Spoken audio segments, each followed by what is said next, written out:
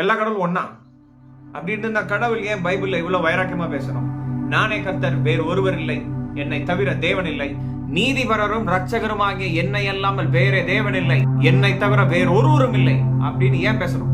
அவருக்கு ஈக்குவலா ஒருத்தரும் கிடையாதுங்க. அது அவரே சொல்லியிருக்கிறாரு, நானே தேவன், வேறு ஒருவர் இல்லை, நானே தேவன், எனக்கு சமானம் இல்லை, எனக்கு ஈக்குவலா யாரும் இல்லைங்கிறாரு.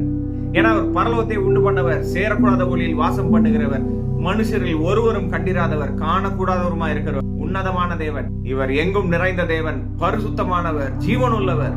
அவர் ஆவியா இருக்கிறார். அவருக்கு வடிவமும் கிடையாது, ரூபமும் கிடையாது. இந்த உலகம், சூரியன், சந்திரன், நட்சத்திரங்கள் இதெல்லாத்தையும் படைக்கணும்னா அதை விட அவர் எவ்வளவு வல்லமை உள்ளவரா இருந்திருக்கணும். அப்பேற்பட்ட தேவனா இருக்கிறவரை போயிட்டு ஒரு கல்லு அல்லது மரம் அல்லது இரும்பு வச்சு செஞ்ச சிலைய இவர் தான் அவர்னு சொல்லும் போது அவருக்கு எப்படி கோவம் வரும்? அந்த கோபத்துலதான் அவர் இப்படி பேசியிருப்பாரு, யாருக்கு என்னை சாயலும் சமமுமாக்கி யாருக்கு நான் ஒப்பாகும்படிக்கு என்னை ஒப்பிடுவீர்கள், யார் கூட என்ன கம்பேர் பண்ணுவ அப்படி கேட்கிறாரு. இந்த பூமியில இருக்கிற 330 கோடி தேவர்களும் சொல்ல முடியாத ஒரு வார்த்தை அவர் சொல்லுவாரு, நான் பரிசுத்தர், ஆகையால் நீங்களும் பரிசுத்தராக இருப்பீர்களாக. இங்க அவங்க சொல்ல சொல்லுங்க பாப்போம். வாய்ப்பில்லை ராஜா. இப்பேற்பட்ட தேவன் அவருடைய மகிமையும் உன்னதமான அந்த ஸ்தானத்தை, பரலோகத்தை விட்டு தூக்கி எரிஞ்சிட்டு அருவருப்பான கேவலமான பாவத்திலே ஊறி போய் நன்றி கேட்டு திரிகிற நம்மளுக்காக சாதாரண மனுஷனா வந்தாருங்க. எதுக்கு?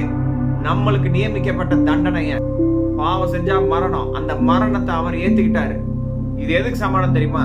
உங்க புள்ள ரோட்ல நடந்துட்டு இருக்கும்போது ஒரு காளை மாடு முட்டை வந்துச்சுன்னா நீங்க நடுவுல போய் தடுக்க மாட்டீங்க. நான் செத்தாலும் பரவாயில்ல, என் பிள்ளைக்கு எதுவும் ஆகக்கூடாதுன்னு சொல்லிட்டு அந்த மாடு முன்னாடி போய் நிக்க மாட்டீங்க. அப்படிதாங்க அவர் இறங்கி வந்தாரு.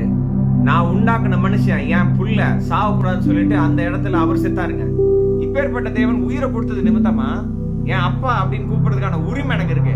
இந்த உலகத்துல இருக்கக்கூடிய 330 கோடி தேவர்கள் யாராவது உங்களுக்காக உயிரை கொடுத்தாங்க? இவர் ஒருவர் தாங்க உங்களுக்காக உயிரை கொடுத்தவர். அவருடைய அன்பு அவ்வளவு பெருசுங்க. அவர் சாவாமை உள்ளவரா இருக்கிறனால அந்த மரணத்தை ஜெயிச்சாரு.